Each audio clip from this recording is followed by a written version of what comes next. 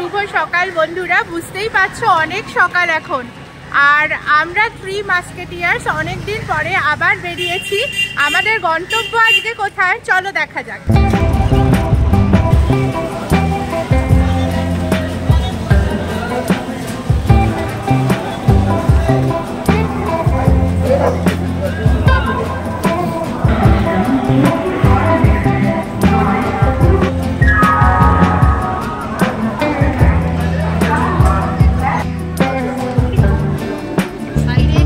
এই হচ্ছে দাদা। দাদার নাম কি দাদা?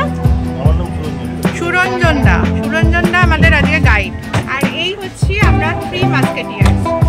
আজকে আমাদের গন্তব্য কোথায় গিয়ে একটু গিয়ে দেখাচ্ছি। হ্যাঁ, এখন বলছি না, এই সবে ট্রেনে উঠেছি, বহুদিন পরে লোকাল ট্রেন। দেখা যাক জার্নি কিরকম হয়, ভালোই হবে আশা করি। পাশাপাশি 3 বন্ধু আর সামনে দাদা আছে।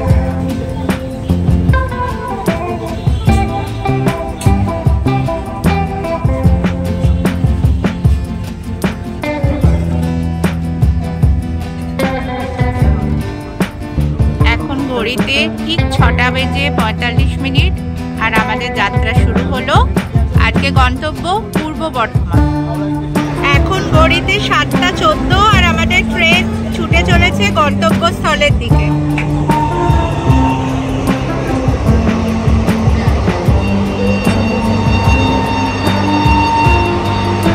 আমাদের না বিয়াসের সৎসঙ্গ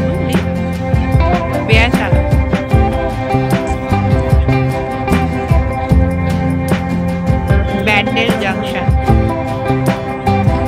এই মাত্র আমরা যে স্টেশনটা ক্রস করলাম সেটার নাম হচ্ছে তালান্ডু। তার একটা এক্সপ্লানেশন গার্গি দিচ্ছিল। যাই হোক, গুটি দিবি আর এক্সপ্লানেশন গার্গি দিয়ে তাই কাফি। আবার পেঁয়াজ খা, আমাদের সাথে পেঁয়াজ। হ্যাঁ, পেঁয়াজটা খেলে অনেক পেঁয়াজ খেলে সুবিধে। একেবারে নিরামিষ খাওয়া তো মুশকিল হয় না। হ্যাঁ, সেটাই। ইডলি তো পেঁয়াজ রসুন তো থাকবেই, তাই না? বম্বে চলে আসে, কত পেঁয়াজ ছাড়া খাওয়া যায়? কেন না, ইডলি ধোসালে হয় সাউথ ইন্ডিয়ান, কিন্তু পেঁয়াজ নিরামিষে দেয়। এখন ঘড়িতে 8টা 24 আর আমরা বর্ধমানে। 3 মিনিট লেট ছিল, এখন 3 মিনিট আগে যাচ্ছে। আর এই যে গুন্ডি আর পাশে বানালি গাড়ি, একে বছরে একবার তোমরা দেখতে পাবে। যাই হোক, তো ভালো লাগছে আমাদের একসঙ্গে বন্ধুরা, প্রচুর আড্ডা মারছি। আর হ্যাঁ খাচ্ছি। আর ঝালমুড়ি কিন্তু এখনো আসেনি, কি ব্যাপার। যাই হোক, কফিটা খুব ভালো খাওয়ালো। এই এখানে নায়িকা চলে এসছে মুম্বাই থেকে, আর সঙ্গে গুড্ডি আছে। গুড্ডি শুধু চুলটা দেখা যাচ্ছে। আর এই যে বম্বে ফেরত।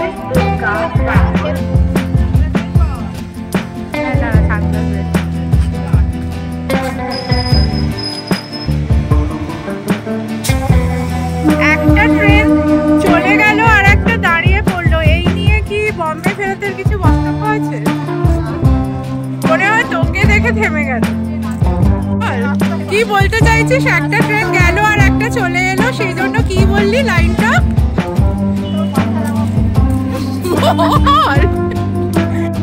এখন ঘড়িতে 9টা বাজে আর আমরা এসে উপস্থিত হলাম বর্ধমান, পূর্ব বর্ধমানেরই একটা পার্ট।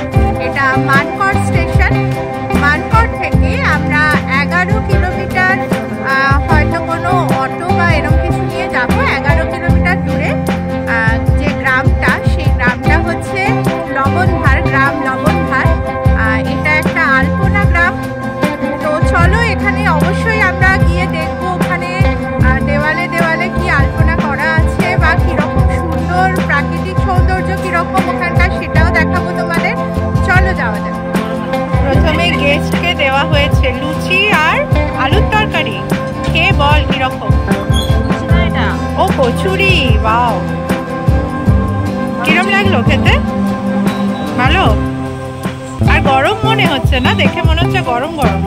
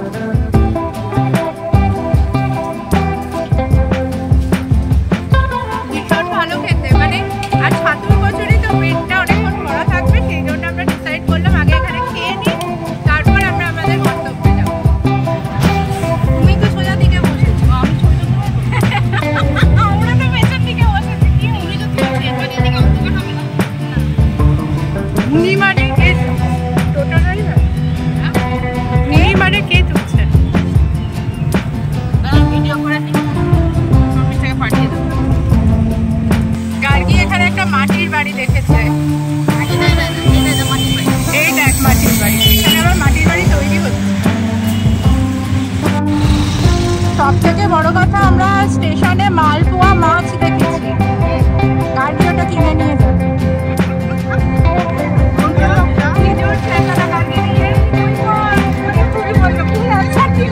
অন্নপূর্ণা ঠাকুর তৈরি হচ্ছে।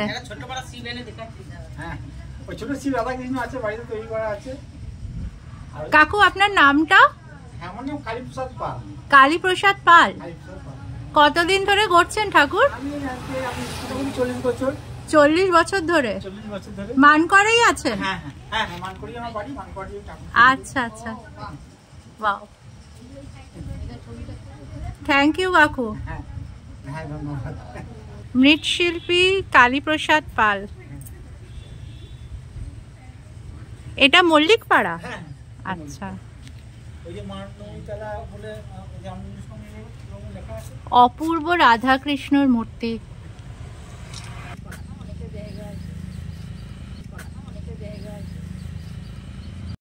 পাওয়া যায়, এবার সেই রং থেকে আমরা নিজে তৈরি করে নিতে হবে রংগুলো। আচ্ছা আচ্ছা, মানে যেমন মিশিয়ে মিশিয়ে করে নেন। হ্যাঁ হ্যাঁ, মানে 5 রকম রং মিশিয়ে একটা রং করা হয় এইভাবে। আচ্ছা, এবং রংগুলো তাহলে হবে না। ভীষণ সুন্দর। হ্যাঁ আছে, হ্যাঁ ওই যেগুলো বাঁধা আছে ওগুলো সরস্বতী ঠাকুর কাঠামো। হ্যাঁ, এর কাঠামো আনকমপ্লিট। এখানে কাঠামো রাখা আছে। উনুনে রান্না সত্যি আর দেখাই যায় না। হ্যাঁ,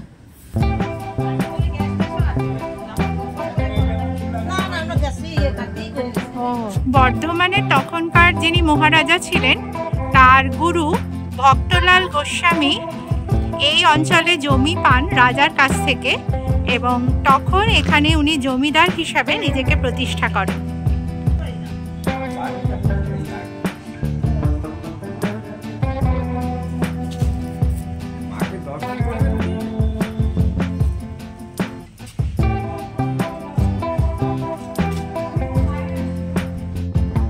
আগে তোমাদের আমি যেটা দেখালাম সেটা আসলে 400 বছরের পুরনো মন্দির মানকড়ে, আর এখন আমরা যাচ্ছি জমিদার বাড়ির দিকে।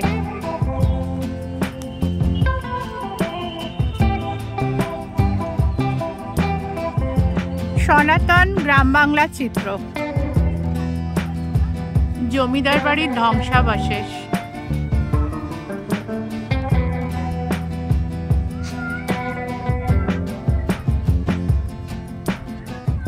সবাই ছবি তুলতে ব্যস্ত। এই জমিদার বাড়িতে দুজনকেই বলছি, এক রাত্রি থাকবি?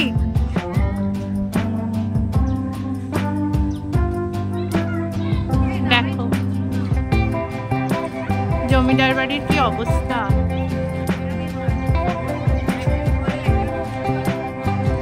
একদম নষ্ট করে। কিন্তু এই বাড়িতে ভাই একদিন থাকার ইচ্ছা রইল। থাকবি?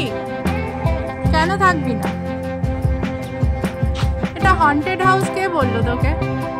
আমরা এখন যে বাড়ির সামনে দাঁড়িয়ে আছি সেটা বর্ধমান মহারাজা যিনি ছিলেন তার কবিরাজ, ভোলানাথ কবিরাজ নামে উনি খ্যাত। সেই ভোলানাথ কবিরাজকে উনি বর্ধমানের মহারাজা জমিদান করেছিলেন তার ওয়াইফকে সুস্থ করে তোলার জন্য।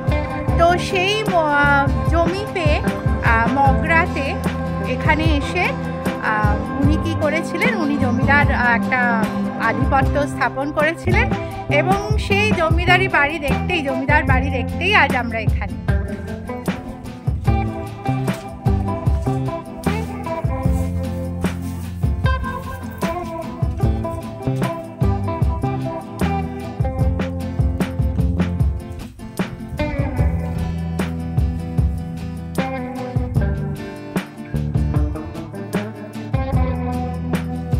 গাড়ির একটাকে মুম্বাই নিয়ে যাবে বলে প্যাক করছে।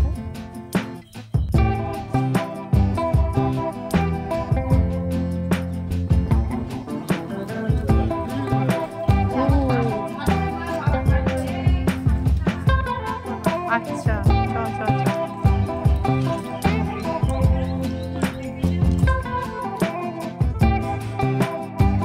এই বর্ধমান মহারাজার সঙ্গে আমাদের সঙ্গে একটা লিঙ্ক ছিল।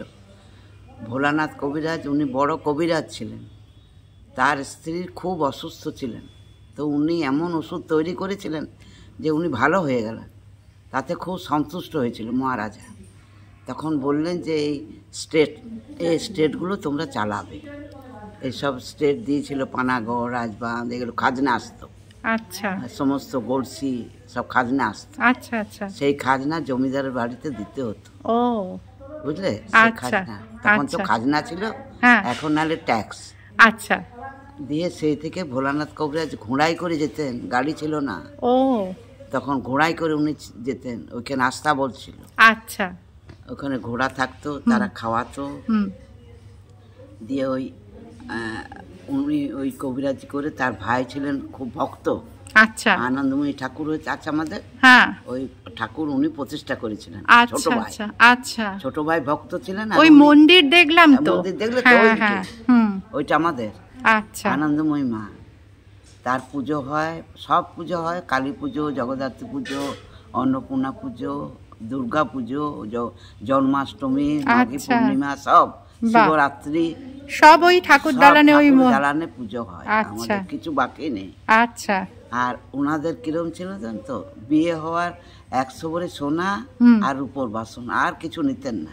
ও 100 ভরি সোনা, আমার শাশুড়িও পেয়েছেন বাবা, 100 ভরি সোনা। তখনকার দিনে তো হ্যাঁ, সোনা সস্তা।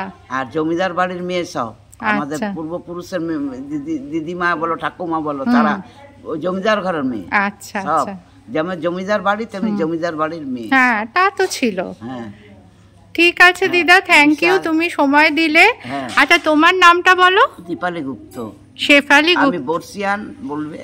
আচ্ছা, বয়স্ক মানুষ। হ্যাঁ অবশ্যই, থ্যাংক ইউ। দীপালি গুপ্ত। আর দীপালি গুপ্ত, হ্যাঁ, বাহ, থ্যাংক ইউ দিদা, অনেক ধন্যবাদ, তুমি যে সময় দিলে তার জন্য অনেক ধন্যবাদ। এই 400 বছরের পুরনো বাড়ি দেখতে দেখতে যে বল্লভপুরের রূপকথা একদম মানে চোখের সামনে ভেসে উঠছে। সেই তাপড়ি মারা বাড়ি, যদিও এককালে অবশ্যই দারুণ ব্যাপার ছিল। এই আজকে আমাদের সাথী সৌভিক, ও আমাদের ভালো করে ঘুরিয়ে দেখাচ্ছে। সৌভিক হাই বল। হাই।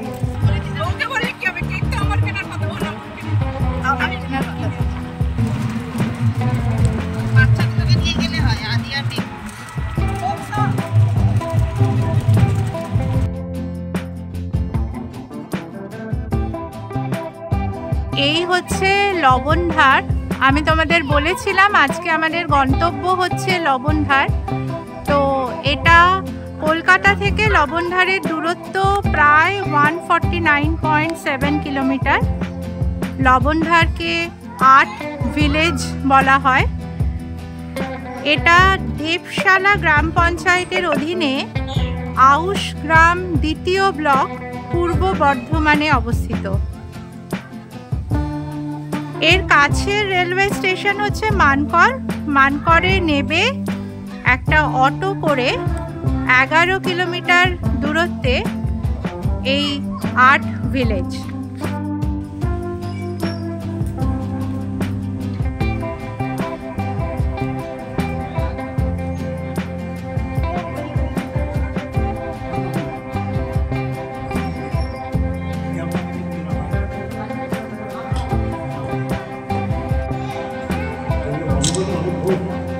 অন্নপূর্ণা ঠাকুর এখানে পূজিত হন।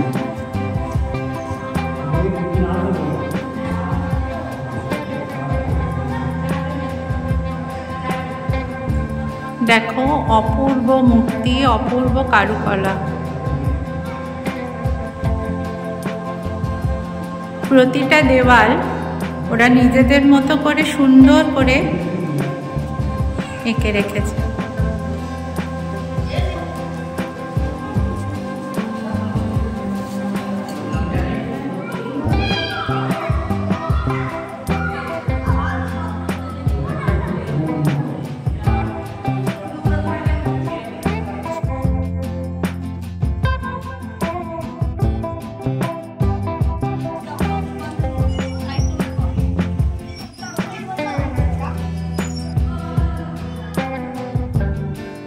রামায়ণের কথা।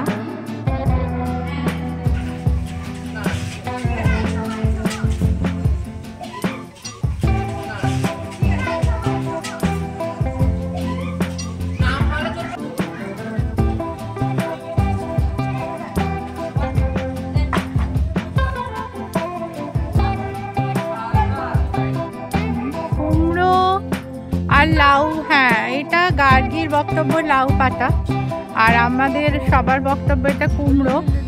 তো ওই জন্য এখন ওর কাছে আমার কোয়েশ্চেন, লাউ আর কুমড়োর কি তফাৎ বল?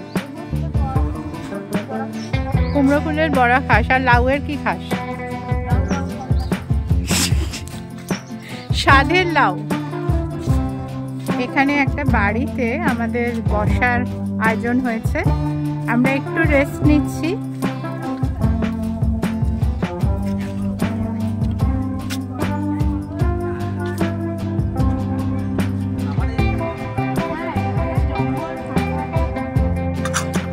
আমরা লবণধার গ্রামে একটি বাড়িতে এখন আমরা বসে চাটা খাচ্ছি, তারপর গ্রামটা একটু ঘুরে দেখবো। এখনো পুরো গ্রাম ঘোরা হয়নি। এখানে মন্দির আছে, অনেক পুরনো মন্দির, সব 300-350 বছরের প্রায় পুরনো। এই মন্দিরগুলো দেখার ইচ্ছা আছে। আর ইনাদের বাড়িতেই আজকে আমাদের আতিথেয়তার ব্যাপার, মানে যেটা গ্রামে হয়ে থাকে, ভীষণভাবে একটা আন্তরিক একটা পরিবেশ তৈরি হয়। তো সেই আন্তরিক পরিবেশেই আমরা আজকে এখন চাটা খেলাম। এখন ঘুরবো একটু গ্রামে। আর লবণধার যে জন্য বিখ্যাত, যে জন্য তোমাদের এখানে আজকে আনা হয়েছে আমাদের সঙ্গী করে, তো সেই পটচিত্র মানে দেওয়ালে যে অঙ্কিত চিত্র, সেটা আমরা দেখব, ঘুরে দেখব গ্রামটা। এবং এখানে অনেক আদিবাসী ফ্যামিলি থাকে, যদি সম্ভব হয় তাহলে তাদের দু একজনের সঙ্গে কথাও বলবো। তো একটু বিশ্রাম নিয়ে আমরা গ্রাম দেখতে বেরোবো, আমাদের সঙ্গে থাকো। তোকে খুব পছন্দ হবে।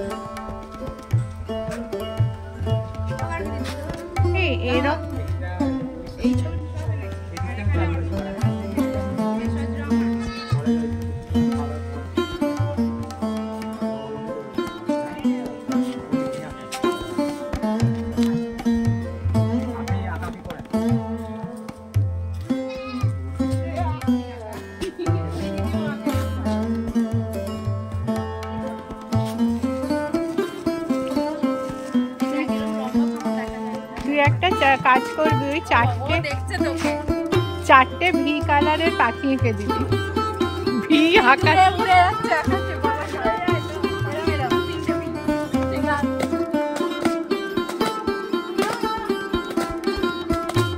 আচ্ছা, গার্গী দামোদরের এক্সট্রা জল ফেলে এসে এখন ধান ভাঙছে।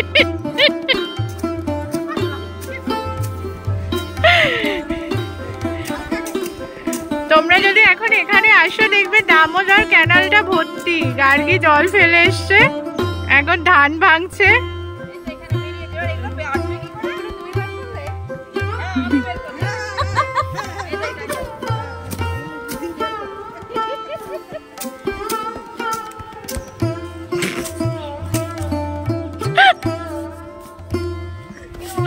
কর কর কর।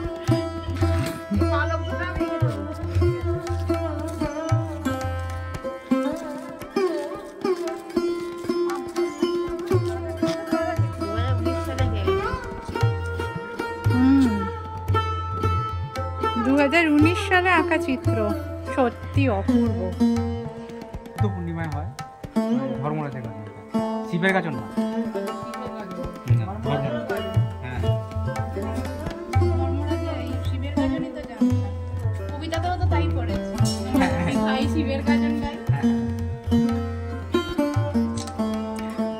গাজন মানে কি মেলা টাইপ নাকি পাঠ হয়? আচ্ছা আচ্ছা, আরে কীর্তন মতো হয়, মানে ঝাপটা হয় কোথা থেকে? ওই খুঁটি খুঁটি দুর্গা মন্দির।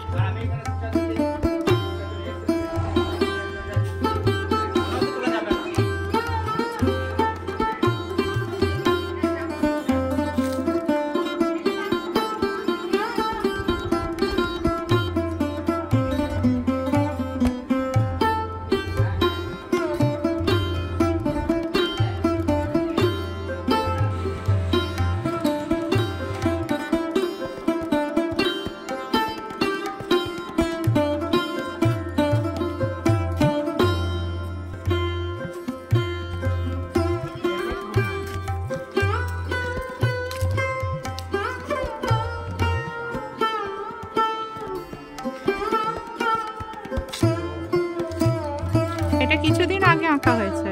কলকাতা থেকে কোনো শিল্পী এসে নাকি? আচ্ছা আচ্ছা, ও আচ্ছা।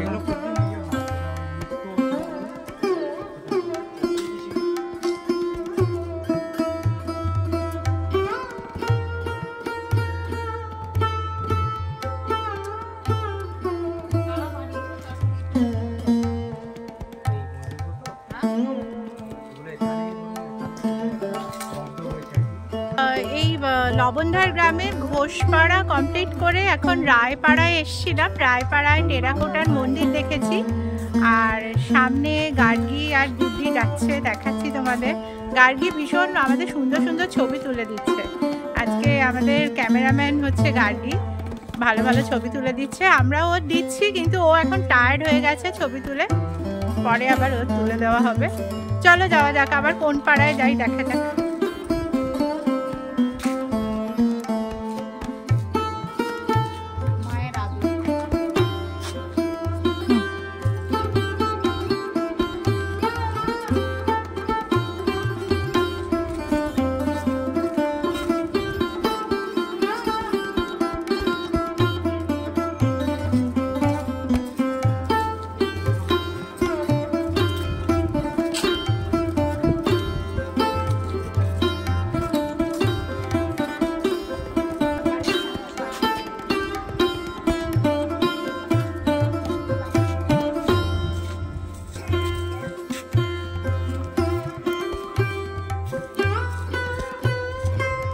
ভাই আলাদাই এখানে, সত্যি কথা। দাঁড়া না একটুখানি, দাঁড়া, একটা গান গানা গাবি একটুখানি, যাই হোক 2-4 লাইন কর না, কর না।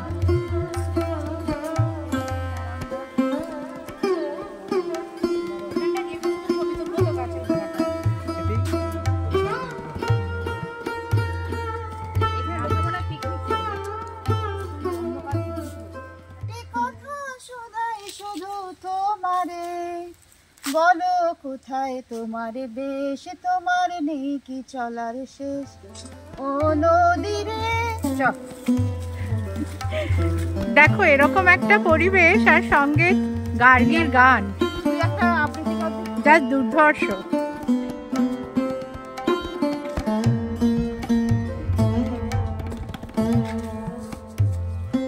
আমরা এতক্ষণ যেটা ঘুরে দেখলাম সেটা সাঁওতাল গ্রাম।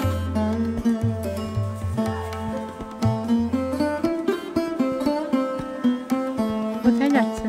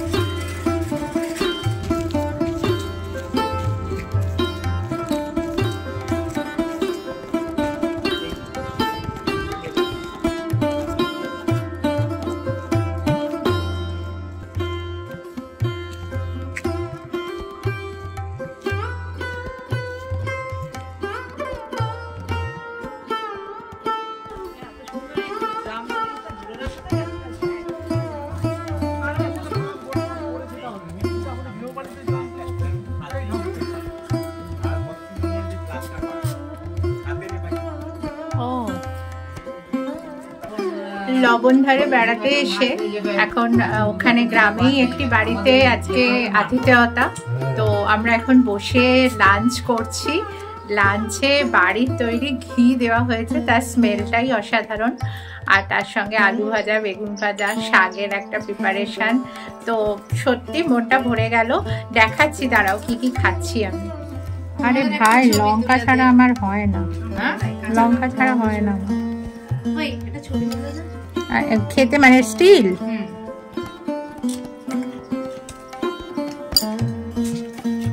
দেখো বাড়ির তৈরি ঘি, ভাত, আলু ভাজা, বেগুন ভাজা, শাক। কি শাক এটা? লাউ শাক, লাউ শাক, কুমড়ো শাক। এখন দেখো ডাল আছে এখানে, সবজি, তরকারি। আর আমি যেহেতু নিরামিষাশী সেহেতু সব নিরামিষ আয়োজন, শুধু যারা আমিষ খাবে তাদের জন্য ডিম হয়েছে। আর এই যে দেখো কাঁসার থালায় যত্ন করে পরিবেশন করে খেতে দেওয়া হয়েছে।